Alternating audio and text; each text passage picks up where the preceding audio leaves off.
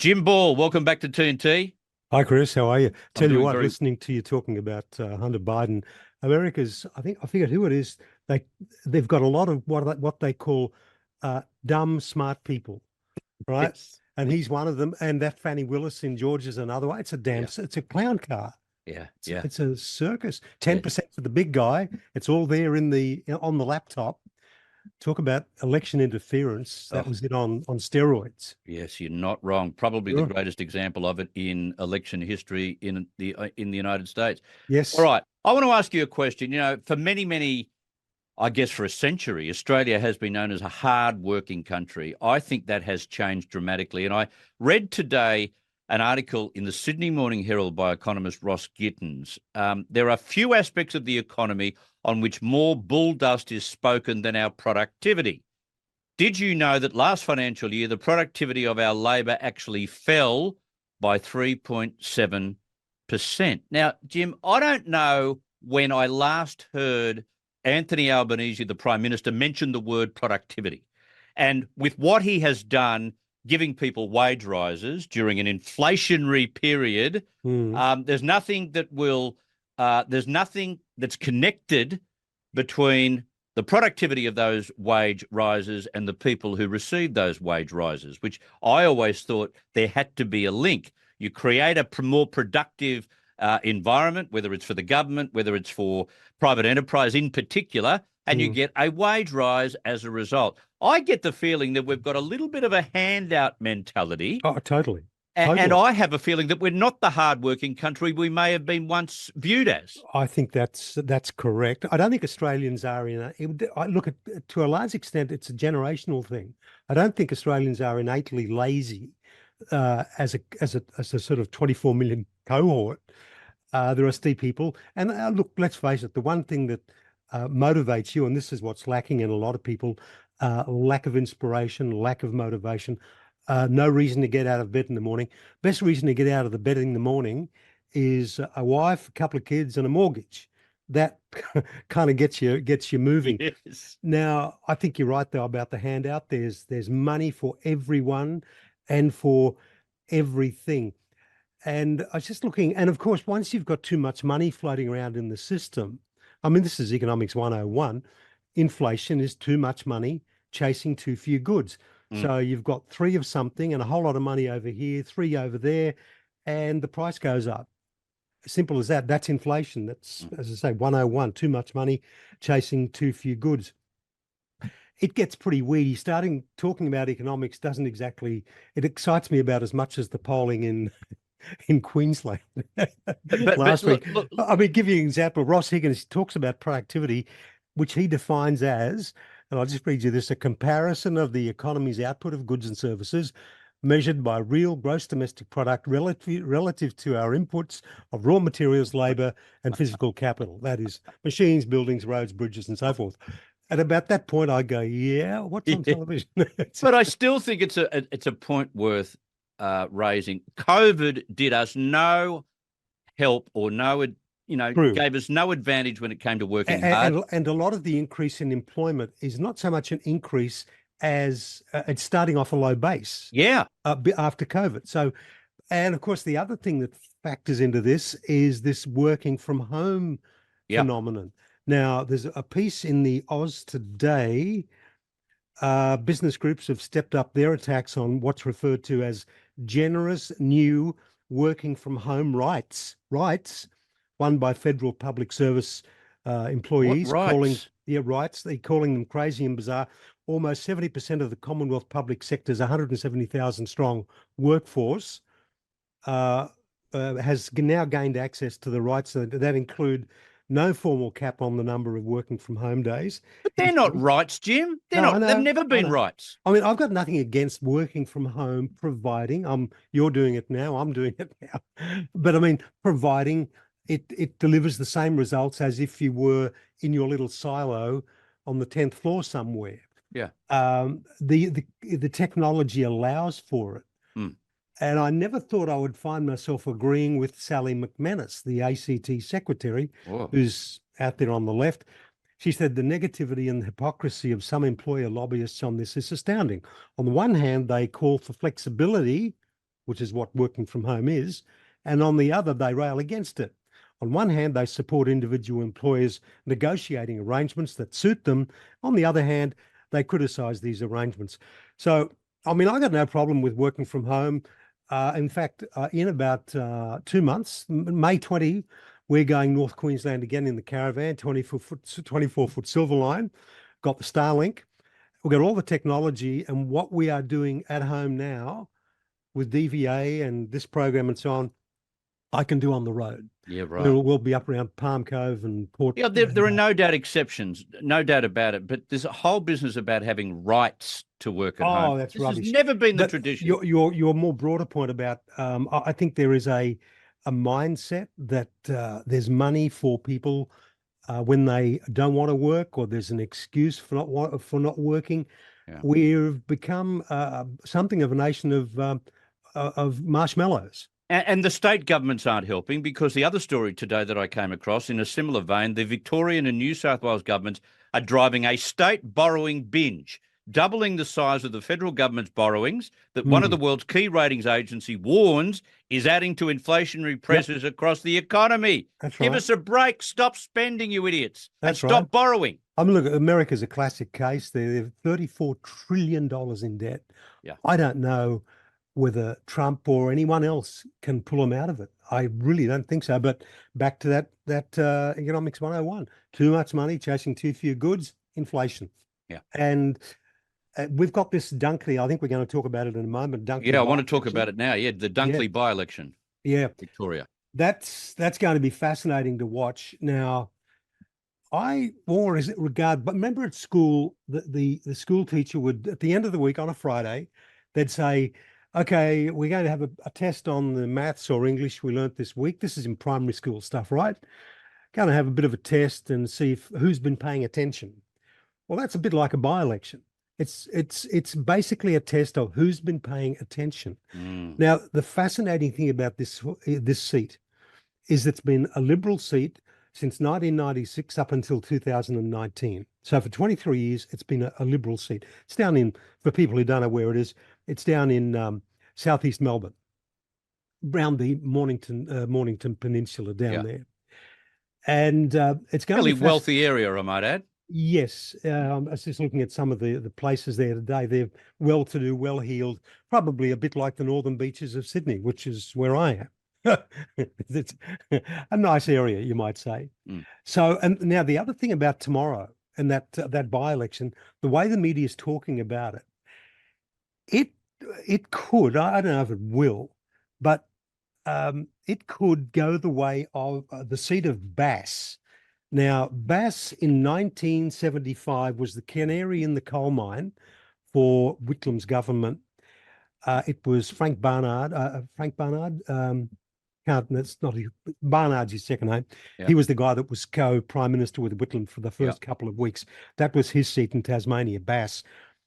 And it was a safe Labor seat. But after 3 years, the mood had turned ugly for the Whitlam government. And the primary vote for Labor plummeted by 17% in one by-election. And Brian Newman, the Liberal, he won it with a resounding 60%. He got, I think that's two-party preferred. He got 58% of the primary vote. So he could have won it just on primary votes alone. So I don't know whether tomorrow is going to be in that category, but if it is, it could be the canary in the coal mine of people to express their rage and their outrage. Another interesting statistic today from the Australian, we're not in the Dunkley area, I don't think, but look, we'll find out, is that since the 1940s, where have I written this? God, I don't know. There's an interesting stat here from the 1940s, and I damned if I can see it. Oh, yeah, here we go. Since Second World War, the average swing against a government in a federal by-election is 3.6 and 1.5% for a first-term government. No first-term government has lost a seat in a by-election since the 1940s. Now, that's not true, unless I'm reading it incorrectly. Whitlam lost, he was a first-term government, and he lost Bass by whatever the stat was I gave you a minute ago, 17% or something. So I don't know where they got that information, but it's very rare. That's the point. Yeah. Yeah. I think Labor will hold it, but if it's neck and neck and we don't know the result until Wednesday or Thursday, Well, it it doesn't is. say And that's much. what it's very much line ball at the moment. Yeah. Cameron Milner said this morning in the Oz, a Dunkley by-election will be used by the Albanese government, the Albanese cabal, as proof that saying nothing, doing nothing, and then lying about it is all sound political strategy. Yes. Yes. Yeah. Well, just ask Bob Carr. He did that for many, many decades. All right. No, we won't go there. Muslim leader, president of the Victorian Islamic Council, Adel Salmon. He is a piece of work, this bloke, Adel Salmon. He has the temerity, still to this day, to defend the Hamas attack on October 7. He was speaking on the ABC this week. Yep. Have a listen. So, sorry, I just want to be clear. October the 7th, you're saying you won't denounce that? I denounce any violence against civilians.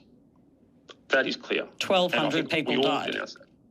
We denounce, very clear, Patricia, we denounce any violence and killing of civilians. What we don't denounce very clearly is legitimate act of resistance. And for the Palestinians to rise up on October the 7th and say we're no longer going to tolerate this siege, this occupation, that's legitimate. Wow. So two points. He's saying that the butchering, the burning, the raping is legitimate. He's also saying that it was more than just Hamas soldiers that did what they did. These are Palestinians.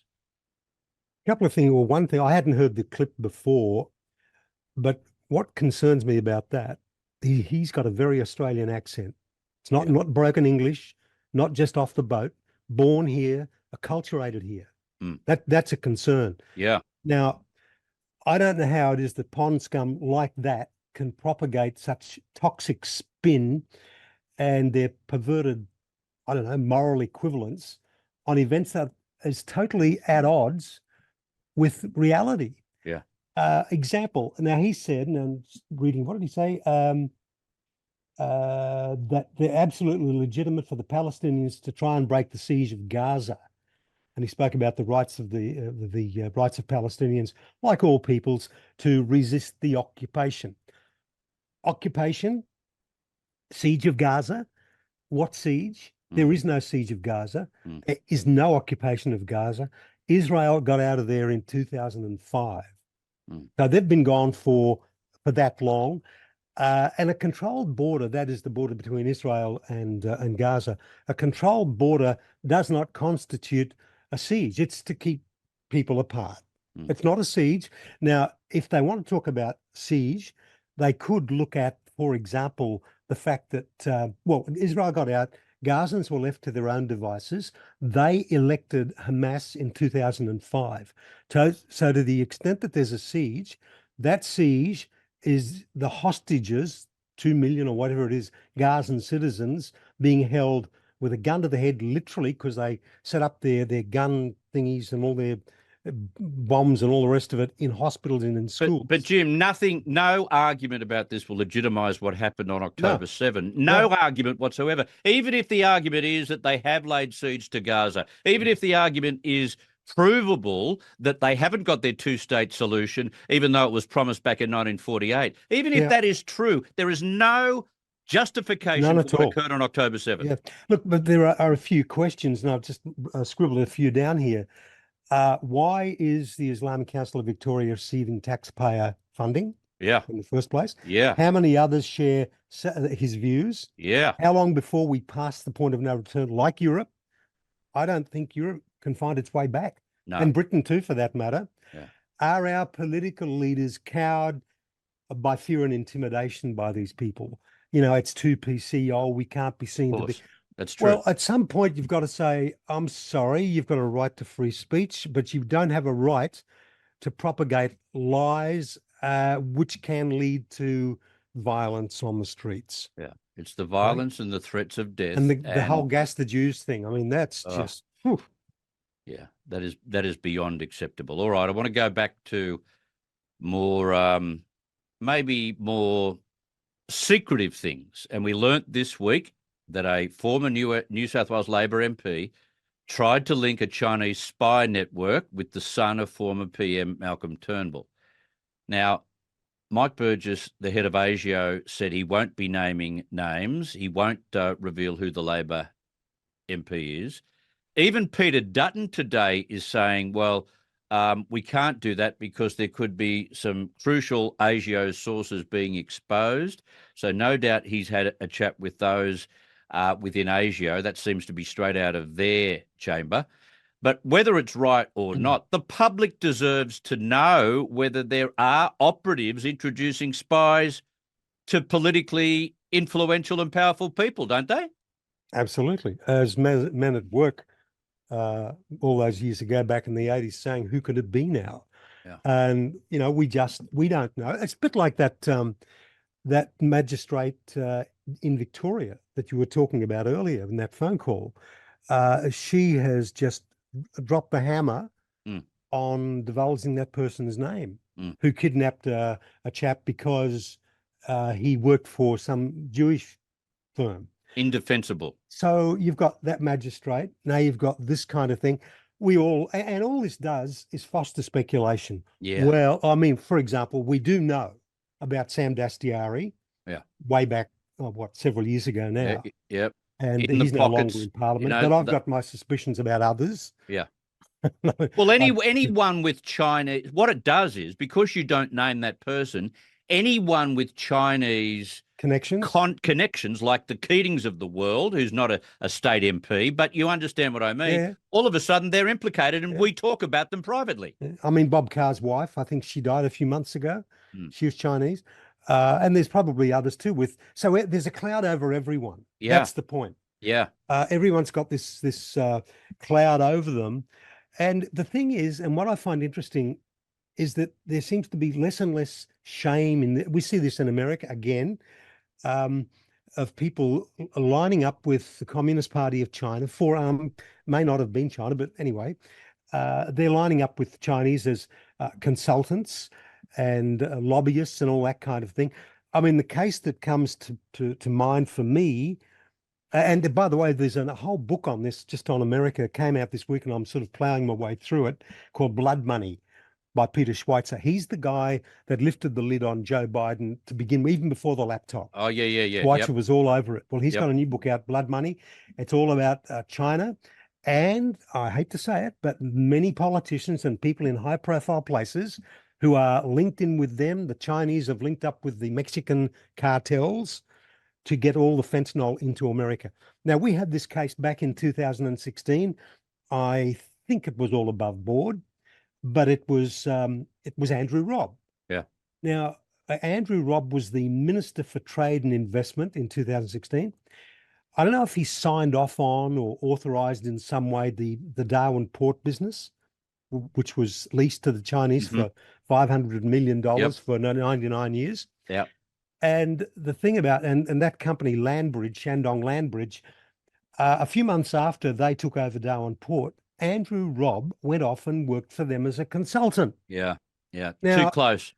Much too close. And you say to yourself, well, maybe it was legit, and probably was. I wouldn't want to cast aspersions, but it smells. It smells. Yeah. And to think that he didn't have the radar to understand that this is not a good look. Maybe the money was too good, Jim. 880,000 salary a year. Yeah. Just short of $1 million. I think that's pretty good. Yeah, I think that's pretty good. I got to go to a news break. I do want to talk to you about dairy farmers. Stay right there if you can. Let's quickly go to that news break, to the newsroom on TNT. I will get to Kirralie Smith very, very shortly, but let's get back to Jim Ball. One last topic I do want to canvass with you, Jim. Woolworths has been slammed today for its decision to remove Australian farmer-owned Norco milk, which I have been buying, from all of its 150 supermarkets and Metro-branded stores in metropolitan Sydney. East AUS Milk Dairy Advocacy Group President Joe Bradley said, the move shows that big supermarkets don't give a stuff about the consumer or the farmer. How dare they do this? Yeah, Woolies they've had a rough time the last few months, all self-inflicted wounds. Yeah. We had the Australia Day stuff, then we had Four Corners last week, and there's not so much the family-friendly fresh food people. Try saying that. They're ruthless. Mm. They are ruthless. Customers, and we saw on Four Corners, staff, the farmers all getting screwed. We had that cherry farmer who's basically ripped up all his trees. 3 generations of cherry farming, orchards and so on, and there's no room for him inside Woolies. They just said, no, mate, your product's not good enough. They've been buying it for years. The spokesweasel, and let's call it what it is, these corporate spin doctors, the spokesweasel for, I've got a voice coming in my head. That spokesweasel for Woolies said that the company had worked together with Norco on the change and, quote, will continue to partner, I hate that, with them to deliver quality milk based on customer demand. That's what you say when you've got nothing to say. Yes, exactly. These people, Chris, seem not only out of touch with community sentiment, but they don't seem to care. Their spin is unbelievable, and by unbelievable, I mean impossible to be believed. Yeah, right. Yeah. It's very true. Just and it for the sounds record, like as if Australia's... they might have got rid of the CEO to change the attitude of the company, but it hasn't changed at all. But just one more thing on this, and we talk free trade and, you know, Chinese buying Darwin Port and all the rest of it. Australia's 4 biggest producers, 3 are foreign owned. Saputo, makers of Devondale, is Canadian. Paul's is French, and Frontera is from New Zealand. So, and meanwhile, the North Coast farmers can't get a look in, and they've been there since 1895. Appalling. Absolutely. Appalling. Mm. Okay. We appreciate your time on the radio. We Thanks, do hope that we can talk to you again next week, and have a great weekend, mate. I'll be here. Thanks, Chris. Fantastic. Thank you. Jim bye. Ball. Great to have him on the program, our politically incorrect commentator on a Friday. Yeah, it is TNT. Thank you so much for your company today. There's plenty to get to. I've got the former nighttime radio champ from 2UE and 2GB, the most politically incorrect commentator in the Southern Hemisphere. We're proud to have him on here. Jim Ball, welcome to the program. Chris, thank you for having me on again. It's been great. It's great to be here. We love having you regularly, mate, and we get really good feedback, especially on the chat box when people start to follow your arguments. You know, people understand the formation of your arguments better than most. All right, I want to talk about this migration problem or immigration policy. It's a huge problem. When are we going to have adults that understand that you can't bring in that many people without having the states on board with infrastructure? You've got to have the left hand knowing what the right hand's doing. Yeah. Look, I saw this. I've seen this in my own suburb years ago when we came here. It was just an ordinary suburb with freestanding homes, but they've eventually been bought up. And so you've now got, where there were 2 homes, you've got, say, 8 units with, quadruple the number of cars. You can't get a park along the street anymore. There is parking underneath. But look, you could argue about Dick Smith's 75,000. I think that's a bit lame, to be honest. It could be 100,000, could be 250,000, whatever the number. The concern is that it's got to be at a pace. It's got to be at a pace and a rate that the nation can absorb, both culturally and economically. There's got to be jobs. Okay, we take some refugees. I think at one point it was 18,000 a year. I don't know what it is now. But there's got to, and they've got to be a fit. Just because they're refugees, they've got to be a fit with the culture and the society. Yes. I remember back in my previous life, our previous life, whenever this topic came up, which it did regularly, I used to liken it, and still do, so people can get their heads, visualize the whole thing. It's like running a bath where you get the hot and the cold running, you get the water temperature as you want it to get it to the Goldilocks zone. That's what immigration should be about, getting it to a point where, okay, you're not going to overflow the bath, you're going to get the temperature right, a bit of hot, a bit of cold, a bit more cold, a bit more hot, whatever. The immigration rate and the immigrants have got to be productive. They've got to add something to the economy. Yeah. They can't just come here and sit on their ass, which I think, and we're seeing it a lot in the West. I mean, it's a big issue in America. I'm not sure about Canada, but Europe. Europe's a lost cause, Chris. Yeah. Europe is, and this was forecast back in the Rivers of Blood speech. I'm trying to think. No, it was April 1968. Can't think of the guy's name, the English politician.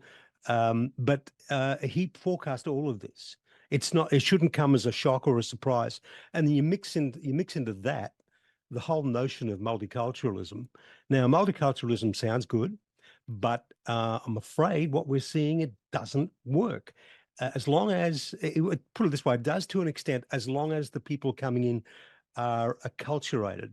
Now, of course, the issue of housing prices. I noticed the other day, Wallachia out in Sydney's west foothills of the Blue Mountains on the Pean River. The average house price there, the median, is now something like $900,000. So young people, this is Wallachia. Even in my suburb here, I think a unit, 2-bedroom unit, $1.5 million. And like, this is a starter for, well, it used to be these kind of units for people getting on the real estate ladder.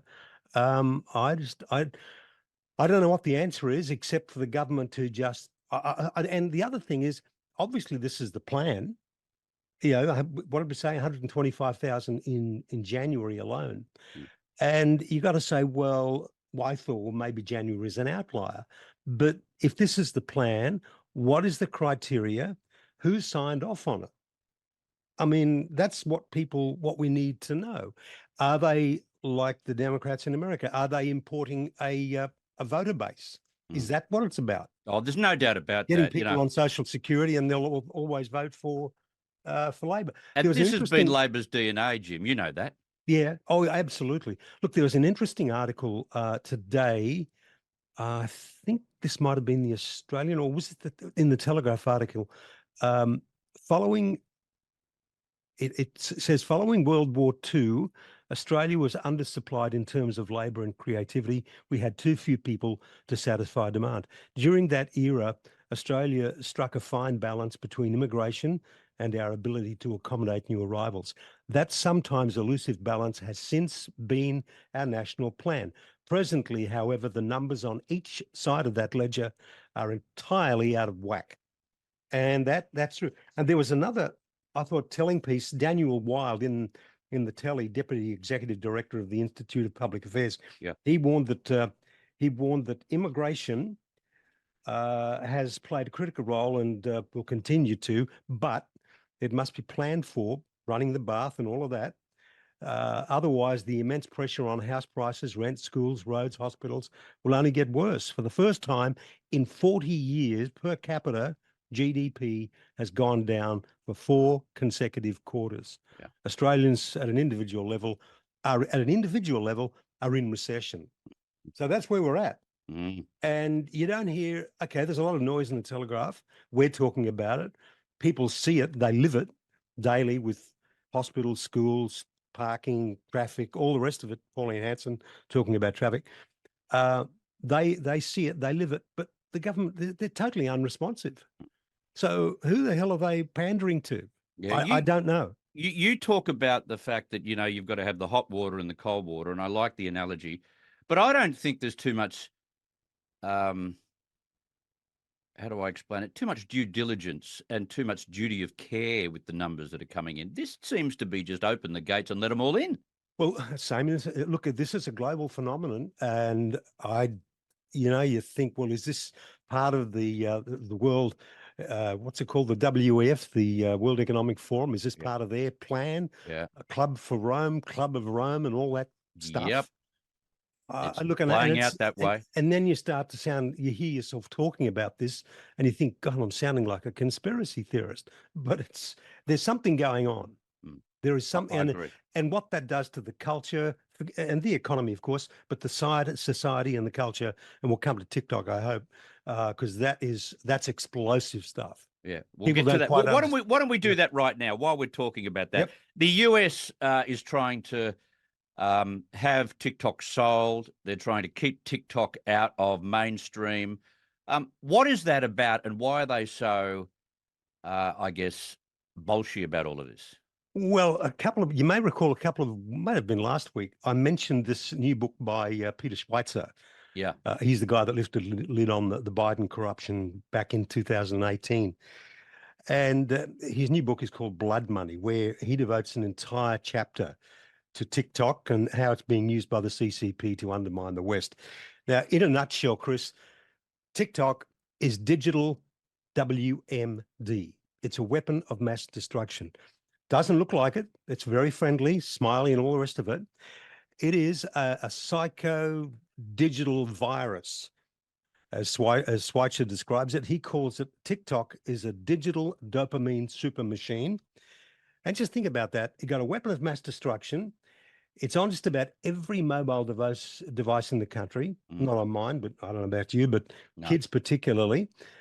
They're all over it. They are addicted to it. Yeah. And the CCP has researched this. Some of the stuff is just, it's staggering what they're so far ahead of the West, and the West is so stupid, naive, gullible, fat, and lazy. We just don't understand.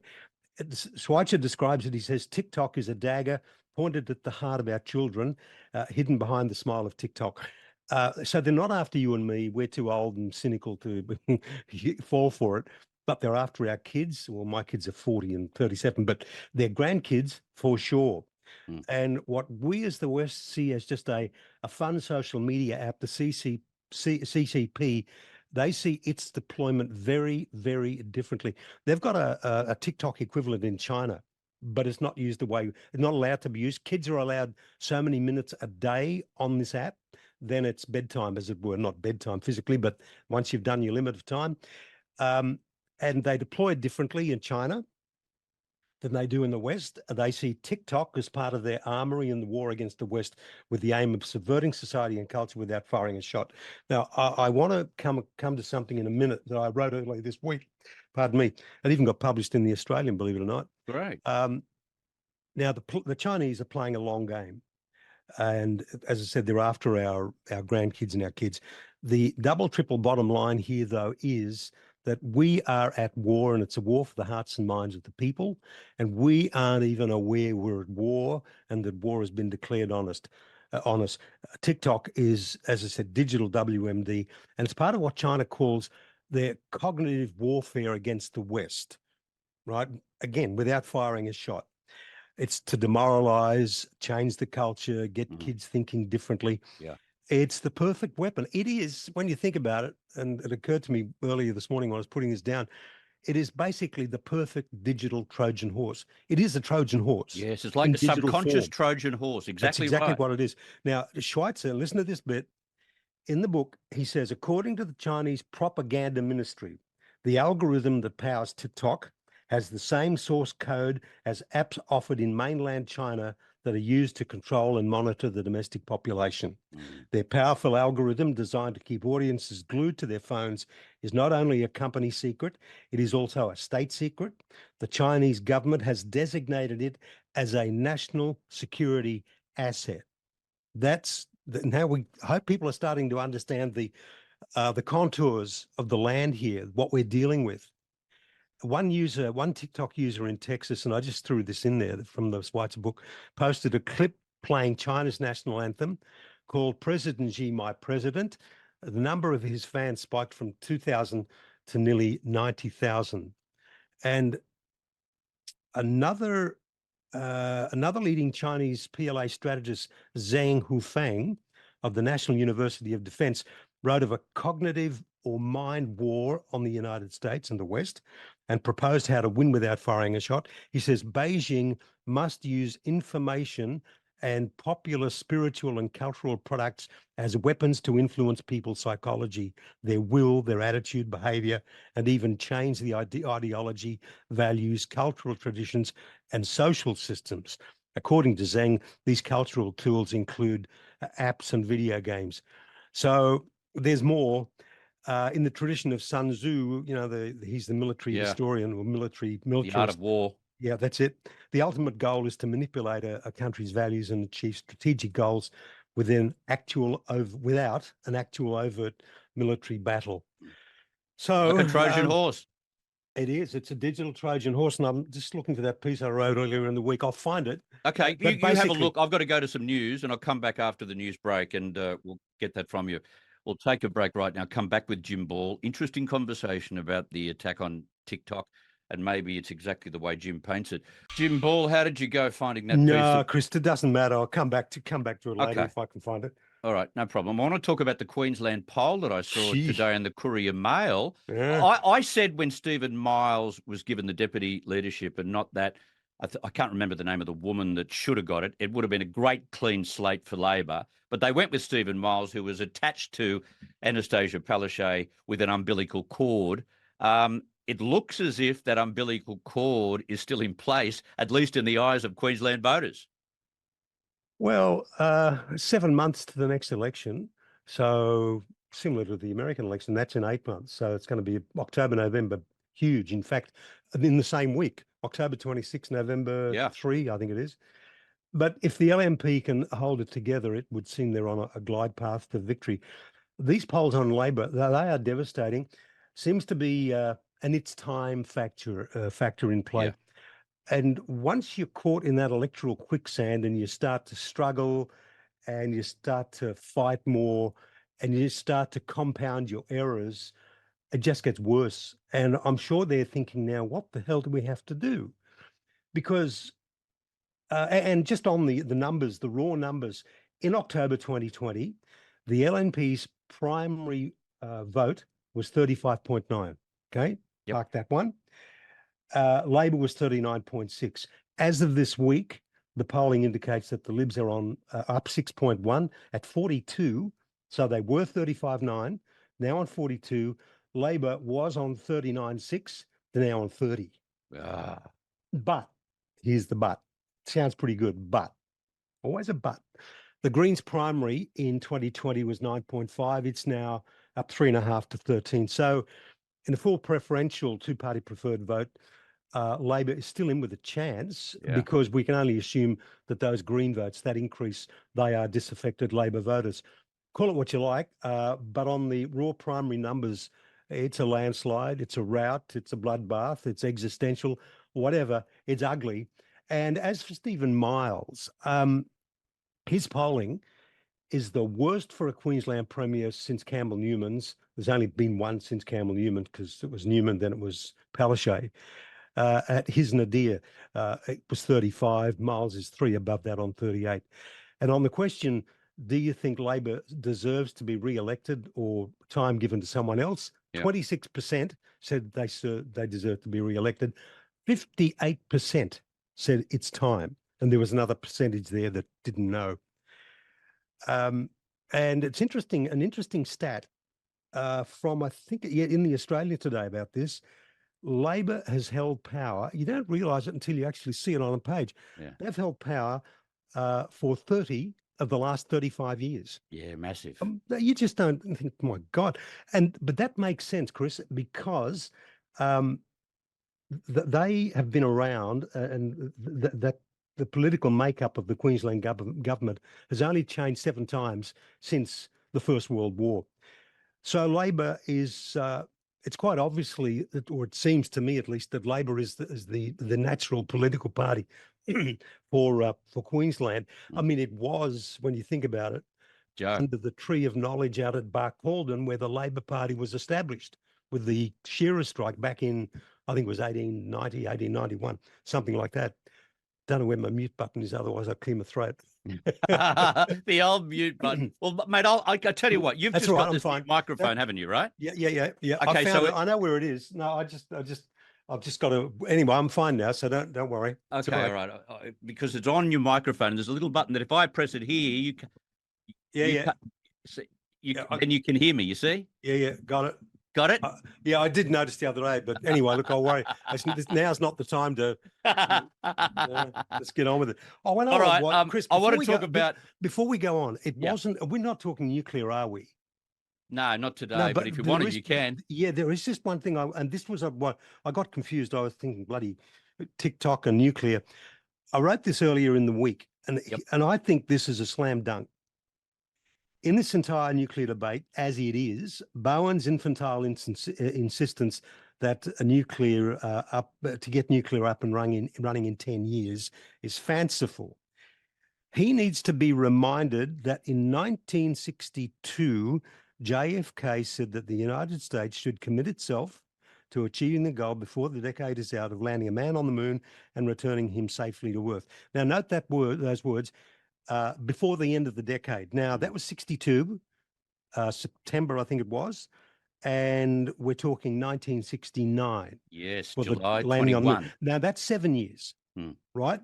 To use Bowen's words, literally starting from scratch, right? To put a man where man has never been before, to quote Superman, to invent technologies and processes that didn't exist, right?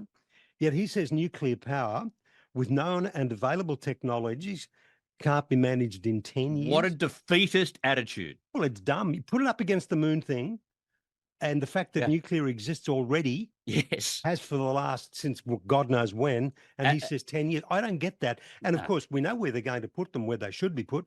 One at Liddell, one at Rearing or wherever. Yes. The network, Coal-fired power sites. Yeah, the grid's already there. The transmission lines are already able to hook up to it and put it straight into the grid. Yep. He's a rank amateur, mate. Yeah, rank amateur big time. And I spoke with Mike Irwin, who I'll play a grab of in just a second. I spoke with Mike Irwin, who was in charge of SMR Technology Company. And he was telling me on Tuesday that they could easily have one up within between 7 and 9 years, an SMR. But the problem is the current red tape that forbids us from doing anything to use uranium for power. It's just ridiculous. We need to get rid of that before anything. But let's go to that. Let's go to that John now. Howard for that. Yeah, you can thank John Howard for that. Yeah, he did the deal with the Greens. He sure did. Now, the CSIRO has come out today to defend itself against criticism from Peter Dutton, the opposition leader, about its various reports done on nuclear. It has so been negative about the price of nuclear. It's been so negative about it. And the industry has said, well, hang on a minute, you haven't spoken to credible experts. You haven't done the right and crunched the right numbers. They've been under all sorts of criticism over what they've come up with in terms of nuclear, which is why Peter Dutton said what he did this morning. And then the CSIRO has come out trying to say, oh, well, I back my scientists, etc. Well, there's not a nuclear power scientist employed by the CSIRO. Let me state that fact for starters. And let me go back to Tony Irwin, who spoke to me on Tuesday. This is what he had to say about the CSIRO reports into nuclear power. Here he is. Have a listen. The reactor they looked at was the wrong reactor. They quoted figures that were absurdly off. They've been challenged in every public inquiry ever since on nuclear. But all they've done ever since is to cost escalate that 16,000 per kilowatt figure. Now, this year, they thought, oh, we've really got it this time because here's a project in the US that's been cancelled. And we've got figures that absolutely demonstrate it's too expensive. But they've done a big miscalculation on those figures. And what we've said to them is, please get somebody who knows nuclear to have a look at your figures before you issue the final report this year, because it is way out. There you go. This is a bloke who's worked in the industry since 2012. Yeah. Look, do you remember when back in 2020, the Hunter Biden laptop emerged, right? Now, there is a connection here. In October, just weeks out from the election, the Biden campaign, they got 50 intel officers to sign a public announcement saying that it was Russian disinformation. Now, of course, anyone paying attention knew, and if they'd read the Peter Schweitzer book, his name again, they would have known, I knew, the Bidens were totally corrupt. Knew about all these deals, and that was before, I knew about that in 2018.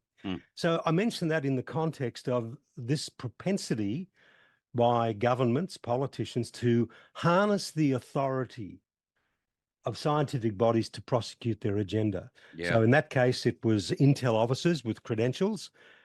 In the case of the nuclear costings, it was the CSIRO. It's part of the same tactic, harnessing authority to support and support of the CSIRO to buttress a firewall, if you like, the position of the government.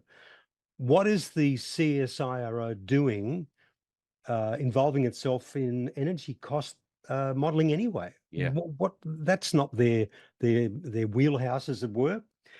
You That lift should the have been given to ban- the Productivity Commission. Yeah, well, you lift the ban on nuclear, and then you let the market decide. I mean, just as Elon Musk has got himself involved in rocketry, and he's not the only one. I mean, there's other private, but he's the main one now, X. You let the market decide, well, okay, lift the ban. And if the market thinks there's a dollar in it, they'll do it. Yeah. If you're spending the government's money, okay, the government, as you say, get the Productivity Commission to do it. But the energy debate already, it's fraught and contentious enough. And it's very, very political. And if the CSIRO wants to get down and dirty and involve themselves in a political campaign, which they have, then they can expect some pushback. We have the BOM, the Bureau of Meteorology. They've already politicized they've been politicized by this convenient, what they call temperature homogenization, where they lower temperatures from 100 years ago by a few degrees, which makes today's temperatures look warmer. Nice trick. It's real pea and thimble stuff. It really is. But so that's where we're at. That's this harnessing of authority, whether it's Intel officers or the CSIRO. Yep. And it's purely to firewall government's position. Correct. And that's exactly what the CSIRO are doing, and they should be ashamed of themselves. Absolutely. 2 quick ones before I let you go. These New South Wales ministers spending money on officers, on all sorts of, I think it's $23 million over 6 months on new staff and et cetera, et cetera. I thought they were trying to rein in the costs, Chris Minns, the Premier, but that's okay, but it doesn't apply to him. Seems like it. But we shouldn't be surprised. They all go in there saying, well, you look at Albanese, we're going to govern from the middle, and we're going to have the adults back in the room. That was a Biden quote. Well, how did that go? It's just ridiculous. And the same thing here. We're going to curb the spending and this profligacy of the previous government, blah, blah, blah. They just don't seem to have any sense of self-awareness. Nah. Now, okay, I don't think Chris Minns picks up the phone and books the painters and the carpet people, or in that other one about the 23,000 K for a beachside retreat down on the south coast somewhere. I think they don't involve themselves at that granular level, but it's the public servants that do it. But it's the politicians who've got to wear the opprobrium of the community. They do. Very quickly, the ABC didn't look too flash with some radio ratings in Sydney and in other places in Australia yesterday. Yeah, the ABC radio audience, it slipped in every capital city, Chris. Would seem their halcyon days are in the rear vision mirror and fading into the distance. Yeah. And why would that be, do you think? Well, the first thing with radio, as with any product, is to target it at the market. You give the listener, in this case, or the consumer, a compelling reason to select your product. Now, the problem for the ABC is, one, and I've just made a note here, that although they may derive a great pleasure pushing their finger wagging and their thin-lipped, narky, narrow agenda on everything from climate to renewables to culture and all the rest of it, and transgender, whatever, it's quite apparent that it's not what the listener wants. No. And point two, commercial radio has an economic imperative to serve the listener. The ABC has no such imperative because it's the taxpayers. Whatever happens, ratings, no ratings, so what? Meh, doesn't matter. And point three, the radio and television landscape, as you know, TNT, right? Wouldn't have been around 10 years ago. No. Maybe it was. I don't know. But that landscape, again, that has changed dramatically beyond recognition with podcasts, streaming services, and the listener-viewer loyalty that television and radio used to depend on. It's no longer there. We go no longer wherever. there. Exactly. I've got to run, Jim. I'm running out of time. I've got to fit in some. And TNT's a standout example of what I'm talking about. Yeah, very true. It's fragmenting big time. I've got to leave it there. Jim, thank you very much. You've got across plenty of territory, mate. Have a great weekend. Good. You too, Chris. Good on you. Jim Ball. Good to have him on the program. Got it. They're the last people to change the law. All right, let's get to our former nighttime national talk radio host, the undisputed winner in his slot, the most politically incorrect man, as I say, in the Southern Hemisphere, but that could, also take into consideration the rest of the world. I don't know. Jim Ball, welcome back to TNT. Yeah, hi, Chris. How you going? Good? I'm doing very well, mate. There's some really juicy issues to tuck into today. Who would have thought this would have happened? This is a union story. Now, these are Labor's bankrollers, the unions, who you would have thought would be on the side of the green evangelism at the moment, but they are declaring war against anti-gas activists and greenies who've been disrupting offshore gas projects, both physically and in the courts. But isn't it refreshing, mate, to see unions understand clearly that delays of this sort upset and disrupt income, they disrupt jobs, they stop business from, the wheels of business from turning? I think this is refreshing. Well, Chris, the one thing about the left is that eventually, like the cane toad, like the black widow spider, like the praying mantis, they eat their own. Right? They tend to do that. And this is an example. This is an example of that basic universal principle. Yeah. Now, originally, everyone's on the same page with this sort of stuff. They're all trying to do the right thing for the climate. But eventually, as has happened on this occasion, the right of centre AWU, in this case, they have one of those or come to Jesus moments, and they realise that this is going to impact their membership and their ownership, if you like, of the union movement. In the cold hard light of day, the AWU understands that their members are at risk because of the exploitation of the anti-fossil fuel activists. Yeah. And now, in short, the Workers' Party of the ALP, they no longer represent the workers as they used to. They used to be the representatives of the blue collar worker, but these days they're more green collar and white collar workers. It's a bit like America again, where the Liberal Party equivalent, the Republicans, have become under Trump the blue collar party, and the elites and the white collars and the green collars have all gone with the Democrats, who used to be the party of the worker. It's just phenomenal, and it's quite amazing how it's happened. So it all comes down to the union reading the tea leaves, as it were, and deciding that the here and now dictates that we must change course. We can't afford to go down with the ship. We've got to jettison this green baggage. So this gas shortage it's been caused by a political class being pulled in all directions by the anti-gas activists. You've got the climate ideologues. You've got the inner city Indigenous activists who played a big part in this, and all speaking on behalf of people that they've never met and they don't represent, but they present themselves as being the representatives of these disparate groups.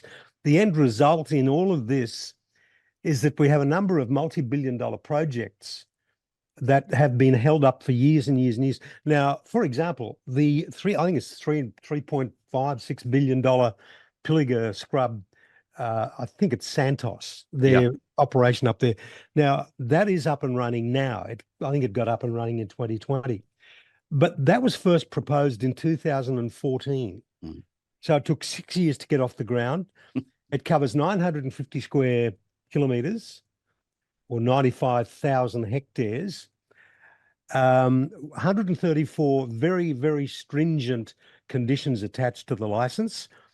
And like I said, it took for 7 years to get. How ridiculous. Yeah. Then you've got Victoria with their ideologues, dog in the manger, basket case with their mindless bans. And as pointed out in the Australian editorial today, by demonising gas, the lower emissions option for coal, climate agitators have ensured there'll be a bigger role for the highest emissions option, diesel fuel. So you don't want coal, now you don't want gas. Well, you've got to find something to take up the slack when renewables aren't working. And that'll be the more the biggest perpetrator of climate crimes, diesel. Yeah.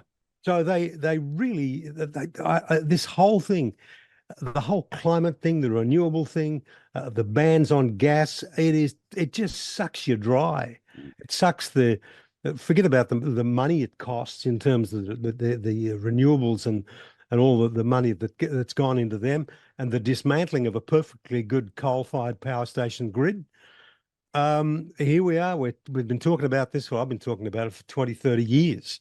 And I don't know. It does sap you. Yeah. And I don't know how you fix it. I really don't. It's a bit like that sex thing you were just talking about. It was never an issue, but they decided they needed something political that could separate one side of politics from the other. And the whole climate ooga booga scare was the horse they're riding home. Yeah, very, very true. Now, where do you sit on this, what I regard as a needless debate on school sex discrimination? Our politicians, they seem clueless. Scott Morrison gave up on it. Yeah. Albo's resorted to taking the bipartisan option. He is absolutely shite scared of making a decision on his own. It's a classic case of buck passing. But doesn't it tell them that maybe the way things sit at the moment is the way they should be? Well, of course. I mean, there isn't. This is another example, as I just said about the climate thing, creating a problem where there isn't a problem. Now, Chris, you don't know me. You do, but pretend you don't. Okay. Yeah. I'm walking down the street. You see me.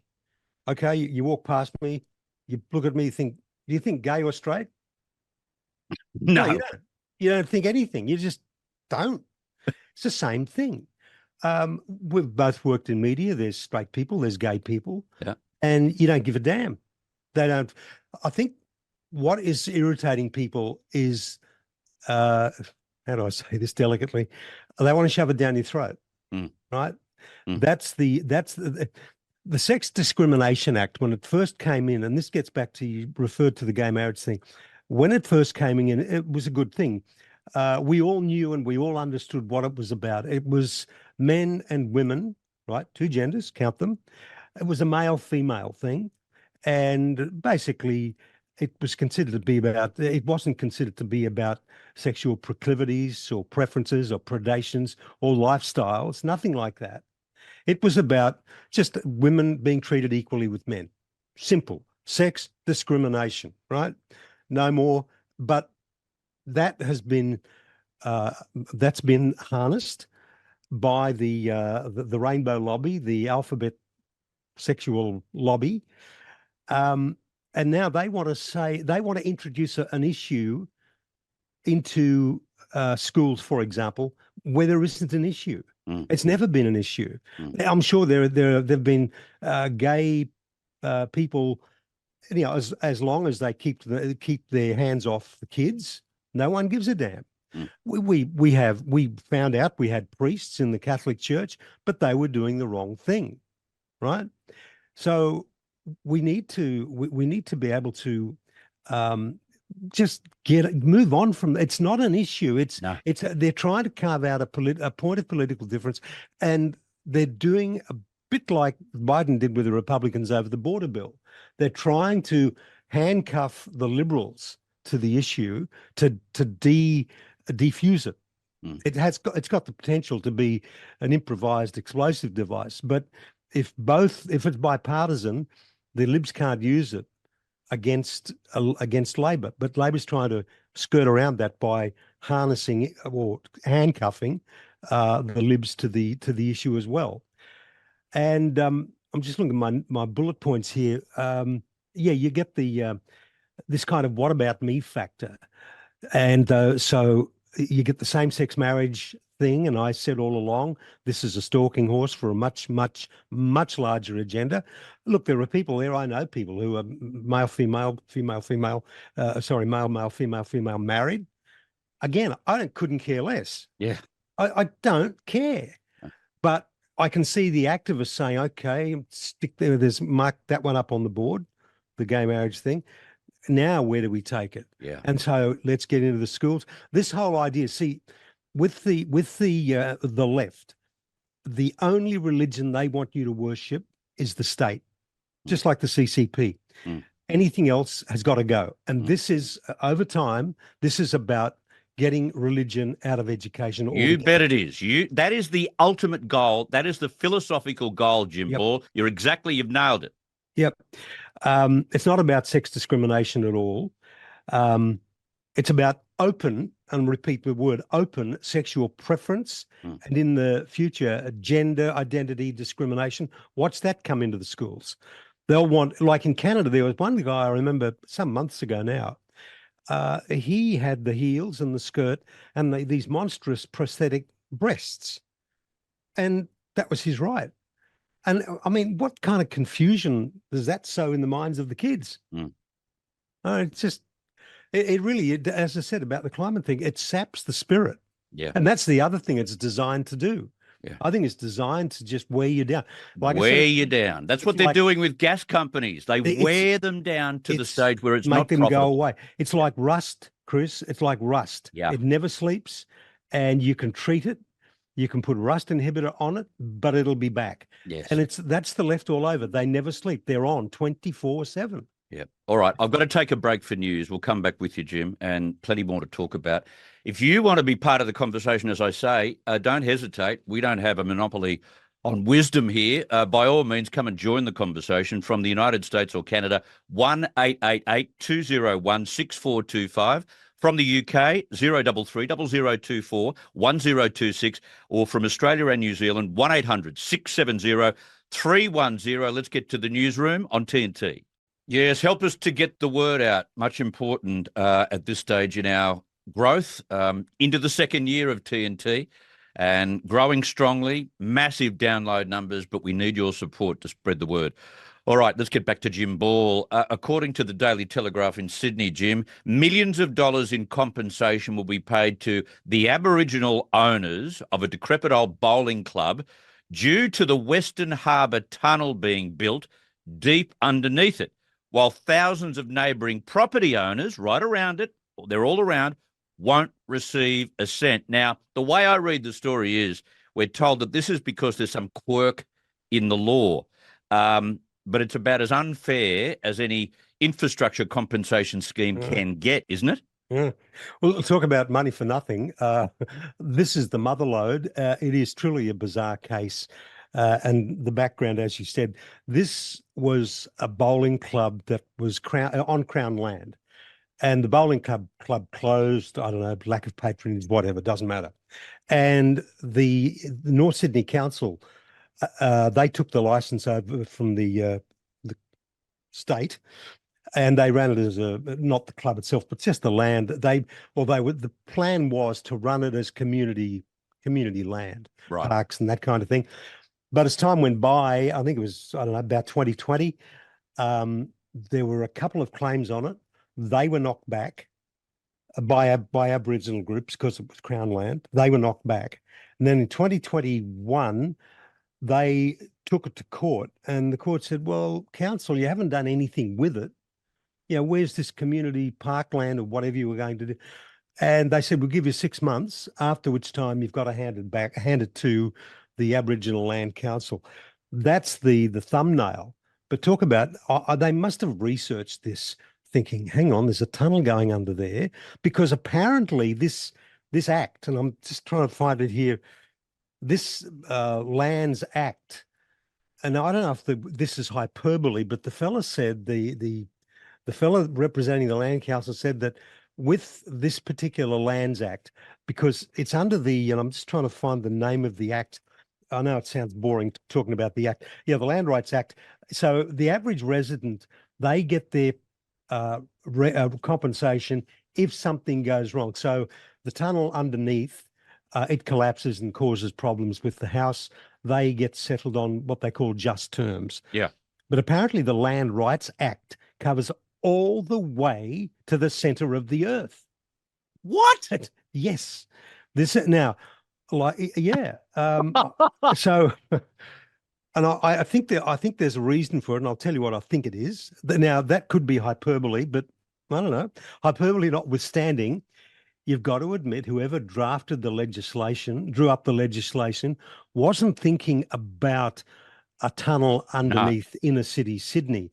No. I think they were thinking about gas and oil and precious minerals and metals out in the boonies, way out in the middle of nowhere. Yeah. So if they discovered something a few thousand meters down or a few thousand feet down, the Aboriginal owners of the land surface would share in that bounty.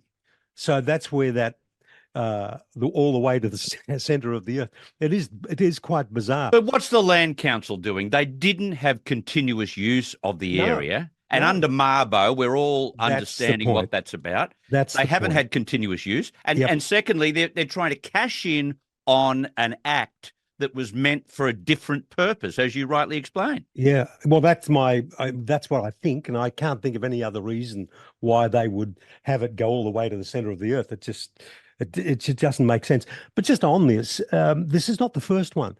There was another claim in Mossman, down around Balmoral, I think it was, and this was over 2,700 square meters, so two sort of big blocks of land, supposedly down in that area, or I can believe it on the harbour, worth $100 million. Now, they put a claim in, and it was already part of an existing reserve. So it was a piece of land within an existing reserve. Anyway, the Mossman Council objected to that. And then it went to the New South Wales Crown Lands Department. They also knocked it on the head. But I'm sure, as I said earlier, I think these people are sitting around looking at maps saying, well, this is Crown land. Yeah. When that comes up, it's in a key piece of Sydney. Let's try and do something with it. Yeah, and well, the act needs to change, Jim. I would have thought a smart politician would sit down with the Attorney General, Michael Daly, and say, hang on, that act was meant for rare minerals, oil, gas, etc., in the middle of the country, and it's a mining qualification. So what we need to do now is change the act so that people aren't opportunistic and make any money out of that. Because nowadays, mate, we're going to have more and more tunnels built in that terrific sandstone underground that we have under Sydney, because we can make tunnels very easily. We're going to have many more of them. Absolutely. Tunnels are going to meet other tunnels, et cetera, et cetera. What happens, Chris, when we start drilling through the Blue Mountains, for example, I'm not saying it's going to happen, and all of that land, that national park, Aboriginal land above, now, of course, a lot of it, most of it would be national park, so they may not have any claim at all, but there may be pockets, and it doesn't have to be a lot. It can be just a couple of square kilometres. Yeah. And bingo. Ka-ching. Same reason. Yeah. All right. I want to move on to a little bit of footage. There's some video footage that came out of the Telegraph today of protesters chanting anti-Israeli slogans with loudspeakers at a publicly funded night markets in Sydney southwest. They have been forwarded to the New South Wales Police Engagement and Hate Crime Unit. It comes after complaints from members of the public feeling unsafe, with urgent discussions by government officials about this as well. Here's just a brief snippet from the video.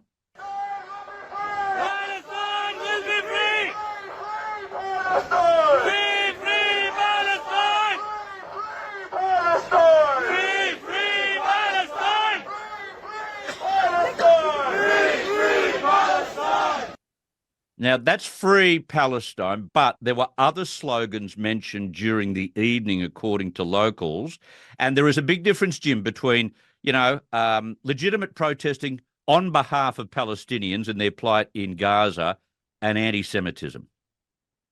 I thought this was a Ramadan market and a festival. And when you think of a festival, you think of just fun times, like an Easter egg event.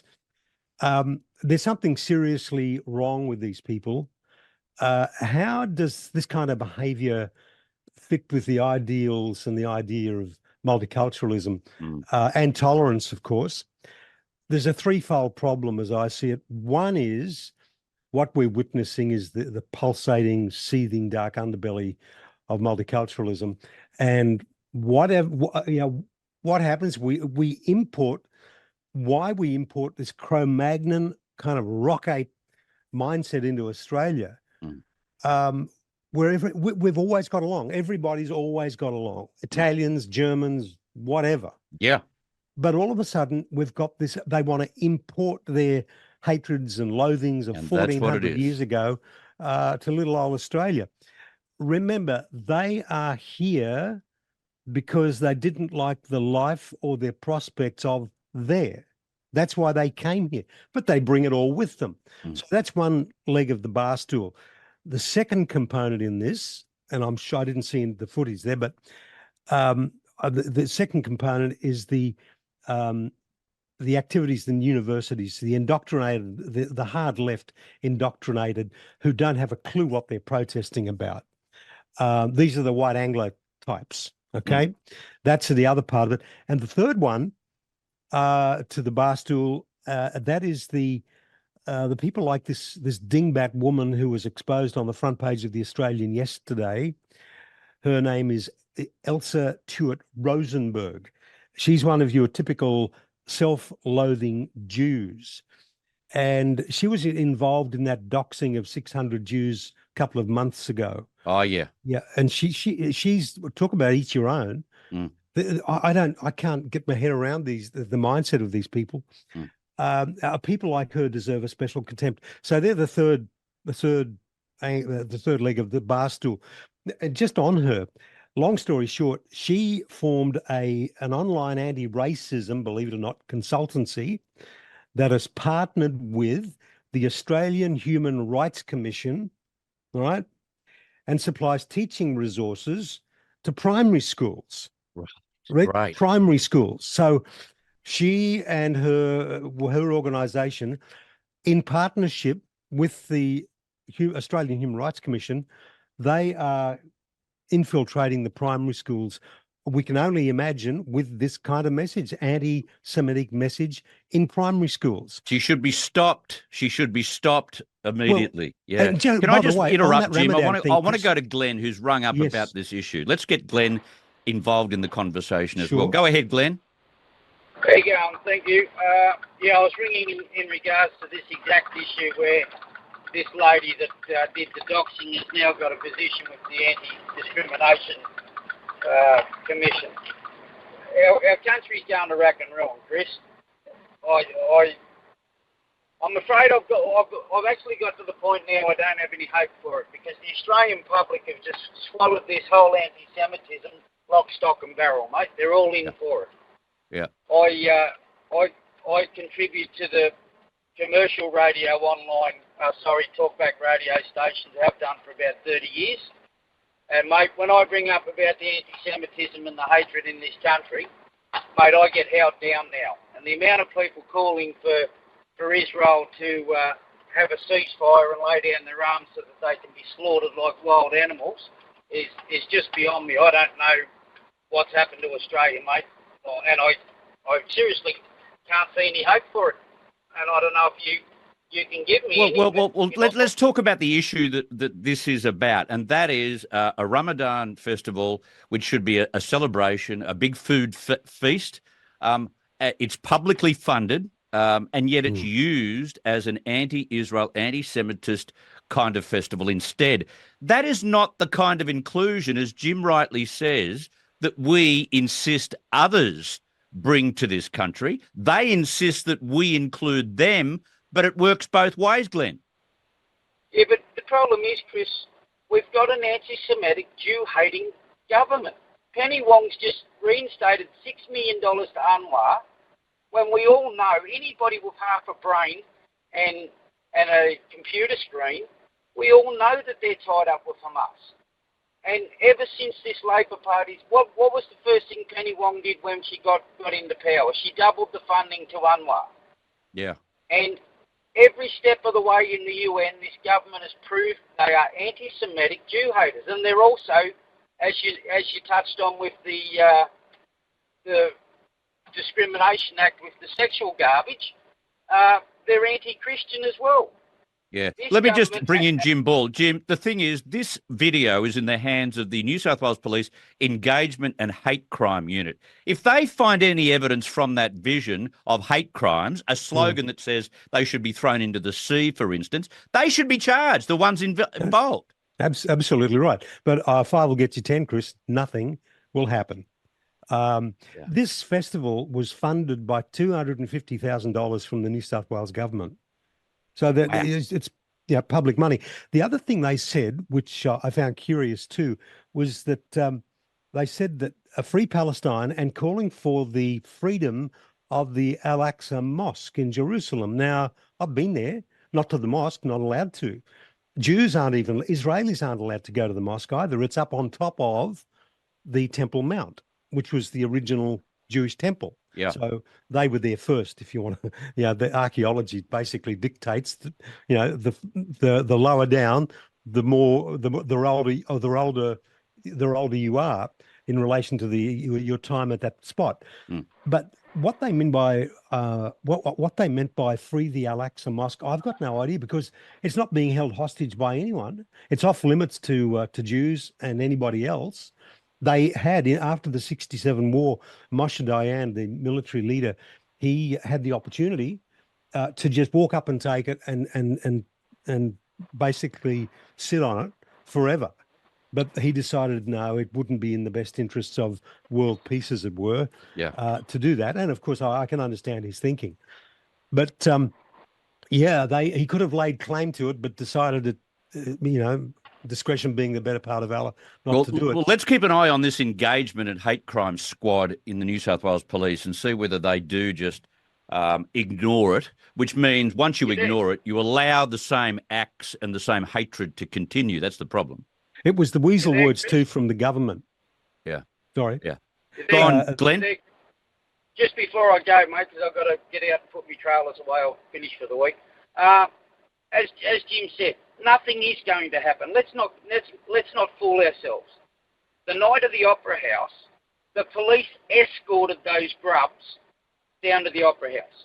Yeah. We all saw what happened at the Opera House. The whole world saw what happened at the Opera House. And the police came out and said there was nothing illegal about it. The whole fact of the matter is...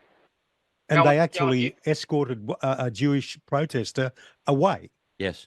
They arrested him for his own safety. Yeah, correct. Exactly. Now, Glenn, I've got to leave it there. Jim Ball, I've also got to leave it there sure. because I've run out of time and I do have something else to get to in just a second. But let's keep our eye on this engagement and hate crimes group and see whether... the weasel words, Chris, from the government that I found. Community harmony is a priority for the New South Wales government. Yeah, sure. Yeah.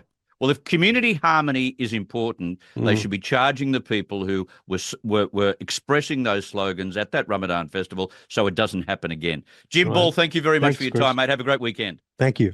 Good on you. Jim Ball, our guest today. Good to have him on the program. Back after a quick break right here on TNT. Now, let's go to the former popular nighttime talk radio host, the most politically incorrect man in the Southern Hemisphere. Jim Ball, welcome back to TNT, sir. Hey, go, Chris, and a good Friday to you.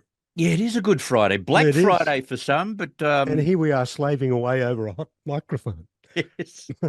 That is... Look, I said to someone today when I said, sorry, I've got to work, someone was asking me to have a coffee, and I said, sorry, I've got to work. They said, what are you working today? What they don't know is that when you're in the media, as you and I know only too well, you work just about every public holiday, don't you? Well, you do, because if you're not actually behind the mic, you're prepping, reading, putting stuff aside for next week and just thinking. Even when you're out walking, you're constantly churning stuff in your head. But listen, I got to go back to your editorial there when I heard that chap talking, McIntosh, was it? McIntosh? Yeah. I'm thinking Ponzi scheme, 3-card Monty, P and Thimble. Yeah. Then I heard in the context of that editorial the name Chris Bowen. Yeah. And I recall Chris Bowen as the assistant treasurer at some point. He couldn't nominate with Alan Jones on Sky. He couldn't nominate when he was assistant treasurer, or maybe was he treasurer? Anyway, assistant treasurer. He couldn't nominate the what is it called, the tax rate where you don't pay any tax. What even I can't think of the name. The minimum tax rate. Yeah, that'll do. He couldn't nominate it. And he was the assistant treasurer, and he was very, very embarrassed. He was also the immigration minister, and he debauched that job as well. Yep. And he was minister for superannuation, and he didn't score very high in that either. So, look, these people, Chris, as you know, and we see it now, they create a problem, the climate thing, create the problem, beat it up, and then they turn up with the solution. These are the arsonists turning up as firemen. Mhm. That's what they are. They return to the scene of the crime to look at their damage. They're the arsonists turning up as firemen. Simple as that. But I remember at the time when this was introduced, we got rid of the carbon tax after a lot of pressure, and then all of a sudden we had a carbon credit scheme. And I remember commentary from you at the time. You were on 2GB and others, including myself. We knew it was going to be a Ponzi scheme. Yeah. And all the green, even the green right-wing Greens that could see where a buck was to be made, they knew that if they stuck their head in that because of the green evangelism, they would make money out of it, whether they were getting rid of carbon dioxide or not. Well, you're seeing it now with the Teals and the guy that supports them, Holmes à Court. Yeah, Simon Holmes à Court. Simon Holmes à Court. It's all about, like, he sees an avenue there, and look, good on him. If he sees an avenue to make some bucks, fine. But that's what it's about. I mean, it's not about saving the planet. But look, like so many other policies we hear about these days, DEI, ESG, or woke policies generally, there's this mindless push by the left and the climate catastrophists for renewable energy and the totalitarian doctrinaire demonization of CO2. Now, they're not remotely concerned with the human consequences of their actions or their prescriptions for the planet, for the problem, the non-existent problem that they've created for themselves. They simply don't care. This is what it comes down to. It's a bit like the CCP. We don't care about the person. All we care about is the policy. And it's the same here.